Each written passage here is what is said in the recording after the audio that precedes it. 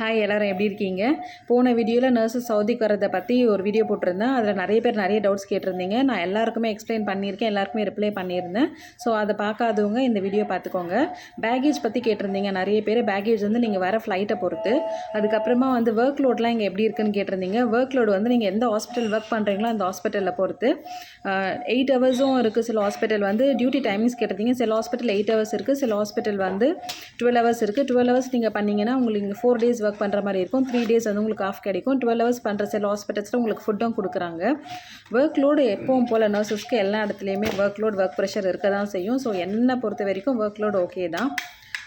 கிளினிக்கில் ஒர்க் பண்ணுறவங்க வந்து இங்கே வரலாமான்னு கேட்டிருந்தீங்க. இங்கே கிளினிக்கில் ஒர்க் பண்ணுறவங்களும் இங்கே வராங்க. அது நீங்கள் எந்த ஏஜென்சியை செலக்ட் பண்ணுறீங்கன்றதை பொறுத்து, எந்த ஏஜென்சி உங்களை அனுப்புகிறாங்களோ அவங்கள பொறுத்து தான். அது கிளினிக்கில் ஒர்க் பண்ணுறவங்களும் இங்கே இப்போ ஒர்க் பண்ணிகிட்ருக்காங்க. அதுக்கப்புறமா வந்து டைரக்ட் கம்பெனி டைரக்ட் ஹாஸ்பிட்டல் இல்லை அண்டர் கம்பெனி வரலாமான்னு கேட்டிருந்தீங்க.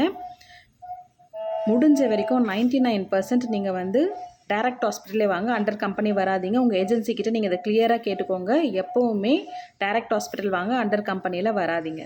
உங்களுக்கு வேறு என்ன டவுட்ஸ் இருந்தாலும் கமெண்ட்டில் கேளுங்க. முடிஞ்ச வரைக்கும் நான் ரிப்ளை பண்ணுறேன்.